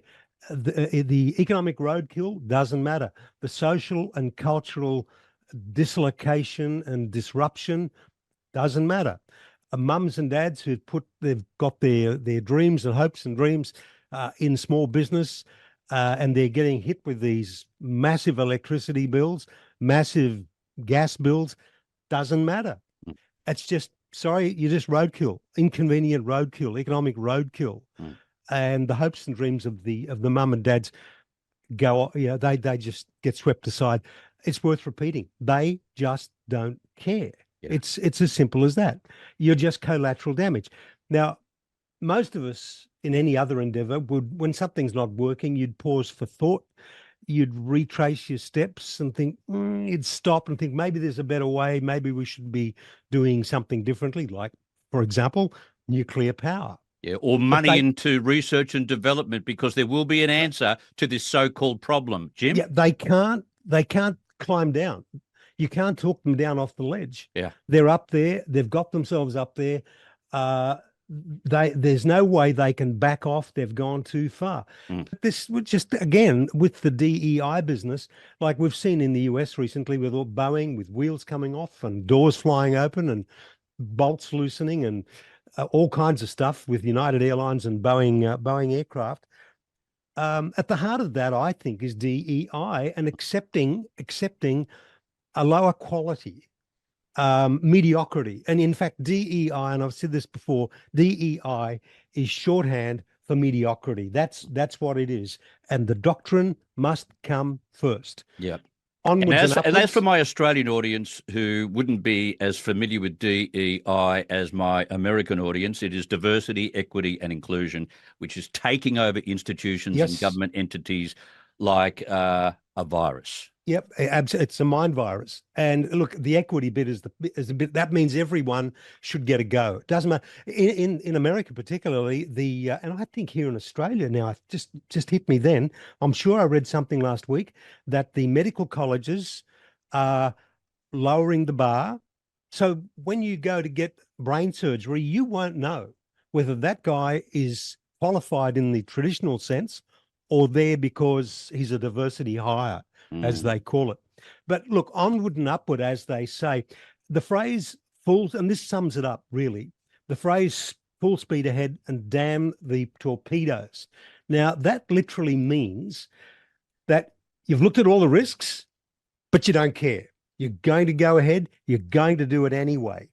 And when you're so blinded by ideology as these people are, you are, or they have, and you don't care, like these people don't, about the human cost of all of this, about the consequences and the ramifications of their actions, you've descended into a cult. So we've got two things going on here. We've got a con with the Ponzi scheme, and we've got a cult. It is. It is. It's a cult. I mean, only a cult, a member of a cult, would stick to something. You try and get them. Imagine it's this policy, this doctrine is an object, and they're clinging to it. You'd have to prise their fingers off one by one to get to make them lose their grip. Yeah, and when you're in a cult, you don't look for the negatives, you don't ask questions, and the same applies to green evangelism. Absolutely. And that is where we are, Chris, in 2024. Yeah. And I want to add, you said the left is charging through with this, but I think it's also sections of the right. And this is where the Teals have come from. In Australia, you've got people who have more money than they need, and they don't care whether they have to pay higher electricity charges. That's for the plebs to worry about. Look, at my seat, Chris, I'm in Mackellar on the Northern Beaches. That was blue ribbon Liberal. Bronwyn Bishop, I forget who was before Bronwyn. Michael Mackellar, was it? Anyway, it is blue as blue as blue. And that flipped last election. A couple of seats in Victoria, the former treasurer, Liberal treasurer, his seat, Josh Frydenberg, Josh Frydenberg. It was blue ribbon Liberal. Yeah. So, but that's the point. So much money, and they just don't care. Yeah. And you see it in America. The big supporters of the Democrats and their wacky ideology are the billionaires. Yeah. Because it doesn't affect them. Yeah. They live in their gated communities. Yeah. Now, research published by the Daily Telegraph today shows that Australians are skimping on insurance cover, hunting for share houses, and driving their cars into the ground as the cost of living crisis stretches into its third year. Can you tell me, Jim, I mightn't have been paying attention. Can you tell me one constructive thing the Albanese government has done in, say, this year, to help these people? No. That's the short answer, and that is the only answer. And we'll come to Albo later on. Look, I guess the question exercising the minds of most people is, how did we get here to this situation? And can we get back to a situation that resembles normalcy where mum and dad and a couple of kids can stay afloat? Yeah. I recall in my lifetime, your lifetime, in post-World War II era, so we're talking, I don't know, I grew up in the 50s, 60s, 70s, and even the 90s, a family could exist on a single wage, put food on the table, run a car, and service a mortgage. Right? They could do that. These days, and even I think up until the last maybe 20, 25 years or thereabouts, that was possible. But somehow, somewhere along the line, something has gone dreadfully wrong. I'm not an economist. I mean, I did economics for a while at university, but I'm not practiced in the art or the dark arts, as it's referred to.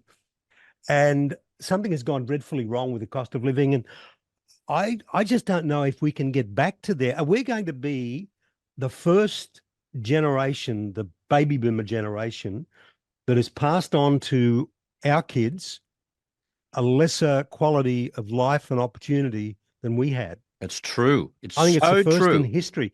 Normally, the kids come along and they just automatically do better than their parents, and they buy the house and they have the life. I'm afraid that's not really the way it is at the moment. We had, apart from the best music, we had the best quality of life and cost of living. We had inflation when we bought our first house back in 1979. I think it was $70,000. Great house on the coast up in Newcastle, and that was a struggle.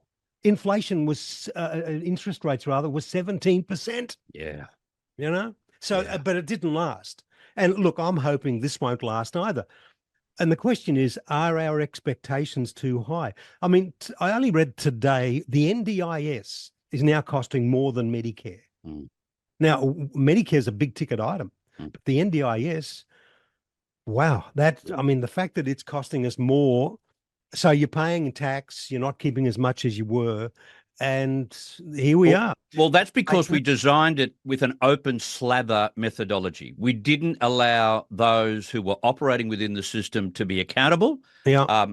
We were allowing almost an infinite, what's the word? An infinite quote for services and equipment that at the end of the day would be rorted. And that's what's exactly occurred. And now it's a runaway train that ain't coming back. Well, look, I remember, when I was younger, there wasn't the extent, and I'm not saying deregulation is a bad thing, but I think it's what we've got is unbridled. Yeah.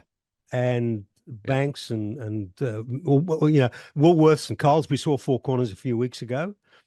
Do they need to be broken up? Again, I don't know, but something has gone terribly, terribly wrong. Yep, exactly. I've got to take a quick break for news. We'll get a news update right now. I'll come back with Jim Ball on TNT. I'll tell you what, I get a lot of comments about climate change. I get a lot of comments on our chat line and also on our email box. And so many people have something to say about what they're paying and their governments are paying for global boiling. If you want to have a say, get on the telephone right now. This is the place to do it. Just because we have Jim Ball here doesn't mean you can't be part of that conversation. And if you want to do it, just jump on from the United States or Canada on 1-888-201-6425. Be part of it. Have your say. Your opinion is as important as ours. From the UK, 033 0024 1026. And from Australia or New Zealand, 1-800-670-310. Jim, during the week, we were treated to another disgraceful exhibition of rampant vandalism by Indigenous groups. Let's call it as it is. I noticed that none of the mainstream media is doing so. This is in the Northern Territory town of Alice Springs.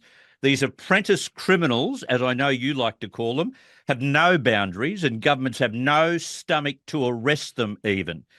Here's Senator Jacinta Nampijinpa Price in the Senate during the week. The problem is this Labor government does not have what it takes to fix the situation in Alice Springs, because if they were serious about it, they would have done so a long time ago.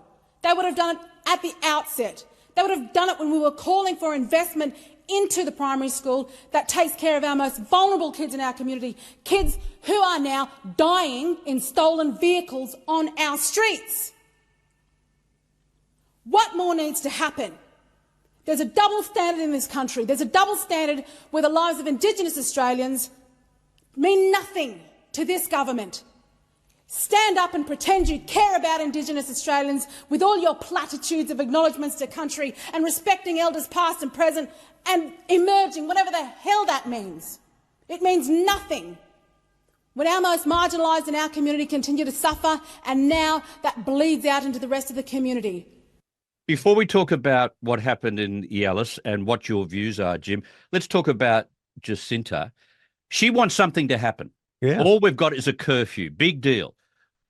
After the Voice was defeated in the referendum, she was one of the first people to say, now what are we doing? Okay, get it out of the way. Now put your heads down and do something.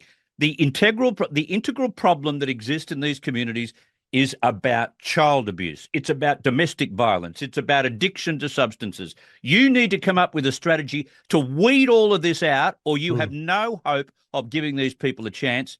The government didn't want to know. Jacinta Nampijinpa Price knows the answers, Jim.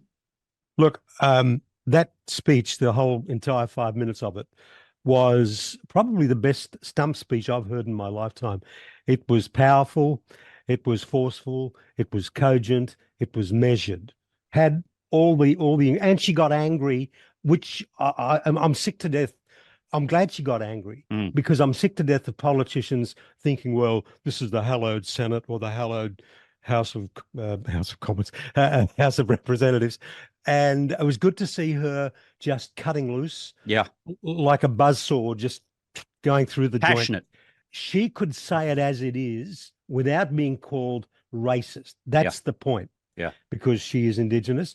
She is local to Alice Springs. Yeah. She was the mayor of Alice Springs, I think. She has lived the experience. They are her people, and she is one of them.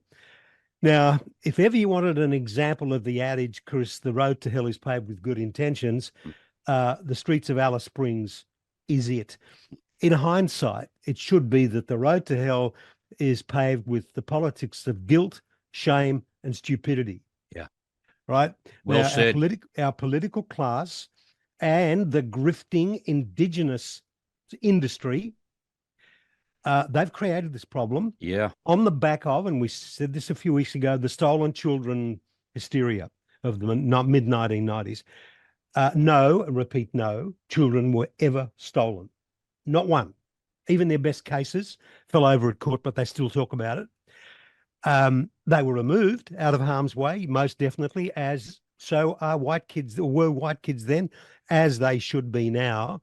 But I think they're so gun-shy about removing kids. And yet, as I said to Prue McSween earlier in the week, if white kids behave the way some of those Indigenous kids did in Alice Springs this week and did it time and time again, as you can only guess they're doing in Alice Springs, it's not a one-off, they would be taken away from their family. They would be locked up. They would be arrested. They've turned up into juvenile prisons and they would be locked up. But there wasn't an arrest that took place after that riot. Yeah. Look, the word, just on that, just back on my stolen thing, the word is loaded and it's dripping with guilt and shame. It's intended to have that effect on the white man. You've got to hand it to the left, though, Chris. They're very good with language and labels. They're exceedingly good at that, whether you're talking insurrection or election denier and the connotations of Holocaust denier or stolen children. They're brilliant. You can't deny how good they are at it. And then, of course, those words have an endless cycle of wash, rinse, repeat. And by an hysterical media, and the lies and fictions becomes fact. It's typical Goebbels. Now, the answer to all of this, I've thought about this a lot over the years, and I don't want to sound like my old man, but they've tried everything. They've had the no alcohol. They've tried the outreach and the social worker stuff, the mamby-pamby stuff. No time for that. That train has left the station. That's gone. What we're dealing with is little hardened criminals. You said apprentice. I'd say they're now fully PhD doctorates in crime. Yes. Right? And they're hardened criminals already. They're probably beyond help because we're talking 15, 16-year-olds. Their attitudes are already ingrained, embedded, and deeply embedded. So you got to bring out the big sticks. Yeah, more cops, more laser tasers, rather. The riot squad, if necessary. The ADF, whatever, and that's what Jacinta Price suggested. Bring out the ADF, get them on the streets. But I just think that these young bastards, you got to bring them to heel. I think you've got to do more than just get them off the streets. You've got to teach them to straighten up and fly right. Now, the only way to do that, and this is where I start to sound like my old man and like all our old mans, is to get them out of the domestic environment. We have a division of the ADF, and we call it national service. It's not, but so people can get a fix in their head as to what we're talking about. Put them in an ADF national service type environment. A boot camp, in other words. Basic training in life. And life skills. For example, I'm just looking at my notes here. Everything from getting out of bed at a certain time, turning up at a certain time, making your bed, shining your shoes or whatever it is. That's the equivalent. People that wear those, they wear sneakers and stuff, but doing all that basic stuff, they're life lessons. They're not getting it at home, and they're not going to get it on the streets of Alice Springs. No. So it's as I said, I keep saying I'm sounding like my father. I can hear him. He's on my right shoulder. But I think that's the only way to do it. Like I said, the time for committees and consultations and hearings and teams of mamby-pamby social worker outreach, forget it. It's too late. At base, the kids must be removed from their quite obviously toxic domestic environment. Can I just read you something quick, just to give you an idea? I filed this back in 2016, Rosemary Neal in The Australian. In the 1990s, when Innisfail magistrate Kathy McClellan was a stressed junior lawyer working for Townsville Aboriginal Torres Strait Islander Legal Aid Service, one of her youngest and most vulnerable clients was an 11-year-old Indigenous girl, Olivia, a pseudonym. And she looked no more than 5 or 6. She'd been born with fetal alcohol spectrum syndrome, had one working lung. Her father was in jail for stabbing her mother, who was an alcoholic. The child was such a compulsive thief that she was at one point described in state parliament, that's how high it got, as a one-person crime wave accused of 100 thefts in 2 months in Queensland's Upper Ross region. Ms. McClellan, the lawyer, was horrified to discover that despite her tender age and tiny stature, Olivia exchanged sex for alcohol or drugs with adult men on Palm Island, where she lived. Yet at one point, the magistrate insisted that she continue to live on Palm Island to spare the mainland community her repeated thefts. Ms. McClellan, the lawyer, was able to get Olivia off the island, but only after the child had been pack raped. So there you got it. That's we're always acting after the event. Yeah. Now, where this Olivia is today, that's in 2016. She was whatever she was. If she's alive. If she's alive. And these young punks on the streets of Alice Springs, mate, some kind of military wing that just makes them straighten up, fly right. Yeah. Discipline. I Get out think of you bed. are exactly Make right. your bed. I Do agree. that.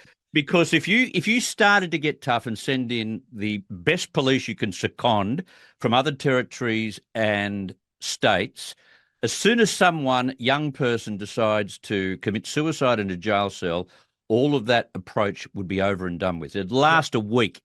So But you you know can't what, go Chris? down that track because of the bleeding hearts. But Yeah, what you well, can do is do what you say. Not just the bleeding hearts.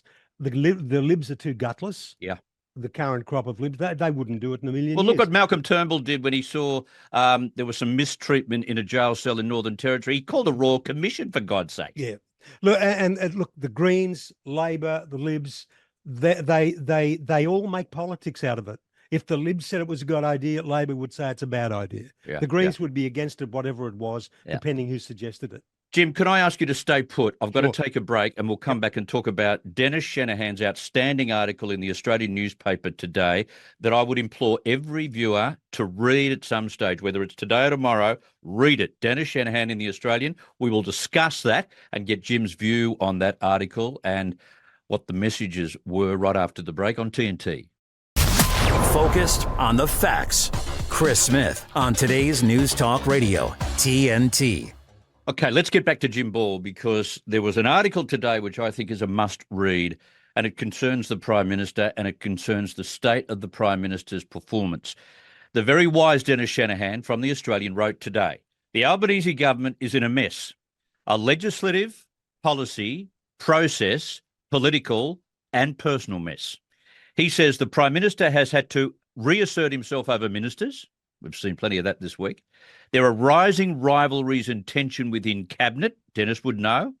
Growing concern and resentment amongst backbenchers. They all talk to journos. Ministerial ineptitude and failures. Haven't we seen that over the last 3 months? The pursuit of politically damaging ideological policies and targets. Think Chris Bowen.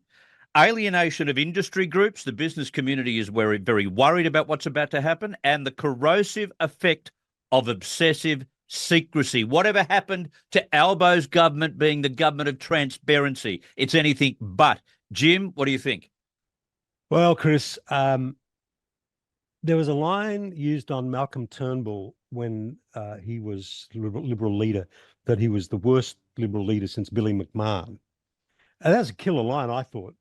And so equally is the line that Albo is the worst Prime Minister since, and morphing into Gough Whitlam. Even Arthur Caldwell, that was when I was really a real young kid. He was a bumbling, dithering, whatever at that time. And Whitlam was, Shanahan's right, and this article will be in tomorrow's Australian in the Inquirer section. Albo is a roll gold ditherer, no question about it. All his, I don't know, narrow inner city beliefs and ideals and ideology are being shoved through the wood chipper of political reality. Yep. He's a political Humpty Dumpty, and I don't think there's anyone that can scrape him up and put him back together again. I'll tell you the answer at the end of this. I'll tell you who I think they should put in as leader, and you'll say, no, that's not possible. Well, there's two in them. I just thought of another one. The government is in a death spiral, or what they call a doom loop. Albo's, he's the quintessential. You've heard of the post turtle? What a post turtle? You heard of Post turtle? No. Yeah, post turtle. Okay, that's a guy, you're driving down the road and you see a turtle on a post, and you think, and the turtle doesn't know, but the guy's thinking, how did he get there? Who put him there? And what's he doing there? That's Albo. No one knows how he got there. Right? He's a post turtle. That's true. That's right. So, I thought I'd mentioned that one other time, but anyway, that's what he is. And the thing is that this Whitlamest mess that Albo finds himself in is all of his own making. As Shanahan points out, the mess includes that Albo having to assert himself over ministers, rising rivalries and tensions within cabinet, growing concern and resentment among backbenchers, and ministerial ineptitude and failures, the pursuit of political damaging ideological policies and targets. You might have mentioned this, alienation of industry groups, and the corrosive effect of obsessive secrecy. Too often politics is being put ahead of policy. Look, from coast to coast, Chris, it's an absolute disaster, dog's breakfast. And on every front, it's a 5-alarm fire. It's DEFCON 1, which is like the worst of the DEFCONs. Yeah.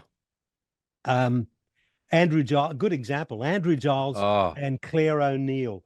These people are, and they're not the only ones, they're falling over themselves. You wouldn't put them in charge of the local footy canteen. No, they're clumsy, in over their heads on everything from immigration detention to the sheer absurd numbers of migrants coming to Australia, the cost of living, the boneheaded attachments of Bowen to renewables, religious freedoms. We spoke about that last week.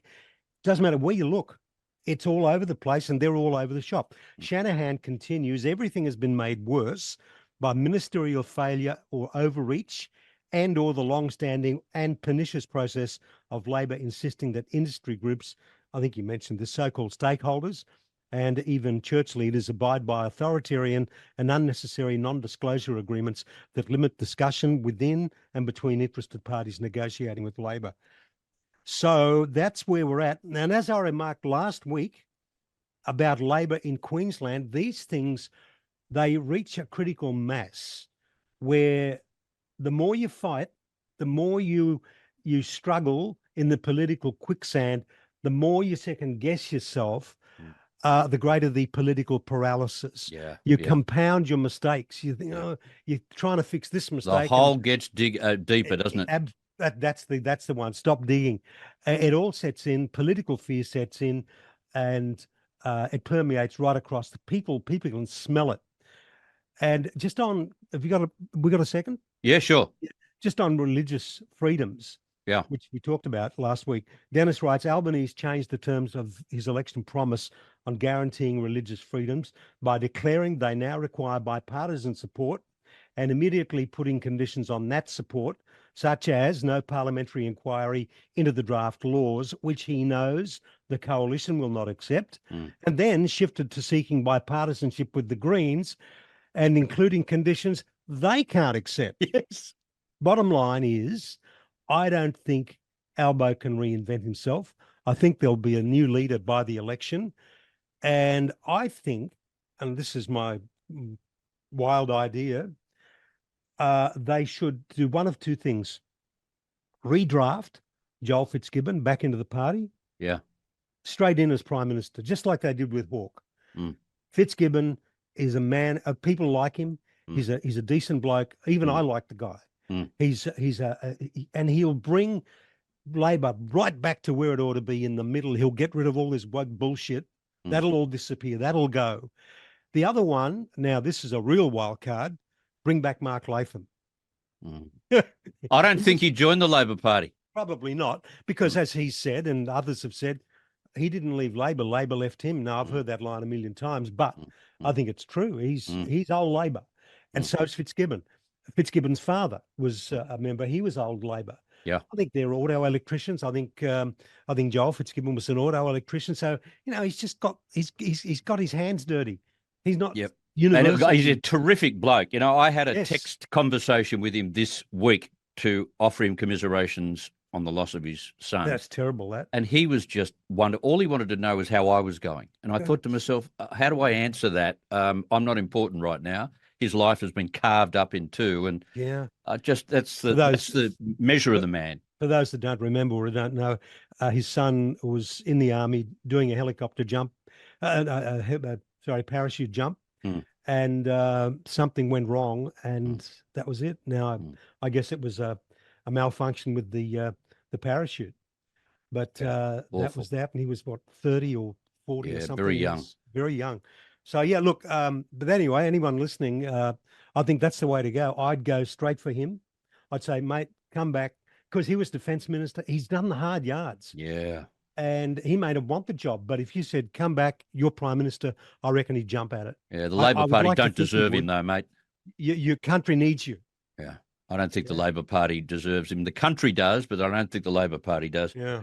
I've got to leave it there. You've been Okay, a breath of fresh air, and your idea about what to do with these criminal apprentices or PhDs in crime. PhDs in crime. This is the only option forward. There's no other option here. I must sound You've like got an to old have fogey, mate. I'm a codger. I'm a codger. Yeah. Good on you, mate. Thank you. Have a great week. You too, Chris. by the way. All the best. Okay, there you go. Jim Ball. Fantastic to have him on the program each and every Friday. And he comes up with some terrific ideas. It's not just about criticising a scheme or what someone says or the outcome of a scheme. He comes up with solutions. And it's one thing to criticise. Anyone can do that from the cheap seats. It's another thing to come up with solutions about intractable problems. And that's what he's done today. I've only got 5 minutes before the news, but I wanted to tell you two very important things. This is an example of what we do in the modern era. We cancel people's great work if they make a mistake in life. So if they're highly performing and wonderfully efficient in, say, public service, we might give them an AO and we congratulate them or give them a public service award. And then all of a sudden they do things wrong, and all of a sudden what happened before doesn't exist. That to me is a version of cancel culture, and I don't like it. Let me tell you what's happened. Former Secretary of the Department of Home Affairs, Mike Pizzullo, is set to be stripped of his Order of Australia. Sky News is reporting this today. Mr. Pizzullo was sacked by Anthony Albanese in November last year over revelations he had been sending text messages to a Liberal lobbyist who was also friends with the former Prime Minister Scott Morrison and Tony Abbott. Mr. Abbott told Sky News yesterday, I regard Mike Pizzullo as an outstanding public servant who worked for governments of both persuasions with energy and commitment. Of all the senior Border Protection officials from September 2013, he was the one, above all, who was convinced that the boats both could and should be stopped. In my view, his departure from public service is a serious loss to our country. A review into his conduct ordered by Claire O'Neill found he had broken the Australian Public Service Code of Conduct at least 14 times and had used his status to gain a benefit for himself, failing to be apolitical. Now, I don't care what he did. Did he hurt people? I doubt it. Did he do great things for the country in his stewardship? He certainly did. Why would you strip him of what he has earned? Why all of a sudden, when you do something bad, everything good you did does not exist? I'm sorry, but that is a form of cancel culture, and we've got to get it out of our heads. It is being beyond judgmental. It is offering a punishment that people should not have to accept. And Mike Pizzullo, I've never met the man. I know what he looks like. I've read about him a lot. I know who his contacts are, et cetera, because we've got to. But I just think it's an example of what we do when we cancel people's reputation because they've done something wrong. In Mike Pizzullo's case, he crossed the line for a public servant, but he's also been tremendously valuable to the country. We hardly have a border security problem, hardly, except, of course, after the Labor government removed much of the money in border security, and therefore it's become a little bit more fragile. But up until recently, it's been outstanding because of what's been put in place by others, including Mike Pizzula. And all of a sudden, that doesn't matter. He got an award for that. Why all of a sudden doesn't he deserve an award for that? What, that didn't happen, did it? Yes, it did. What he's done after that, he has been punished for. He's been sacked from the public service. But that doesn't take away what he already did. And I think the same applies in so many instances in public life where we try and punish people for what they did, and we punish them entirely, almost as if we scrap and put a red line through all the achievements that they made, they were successful with because they did something wrong. I think it's wrong. And Mike Pizzula, for whatever, political sphere you might follow, I don't care. Mike Pizzula has been a genuine advantage for this country. He was given an award for that. He should retain that award. And we should stop trying to cancel people because they do the wrong thing. They can be punished for what they did wrong, but we don't have to punish them by taking away what they've already achieved. That's my view. What's yours? Give me a call on the Talkback lines. We'll come back after the news with George Christensen and also Ralph Babette. Plenty to come on the program on this Good Friday on TNT.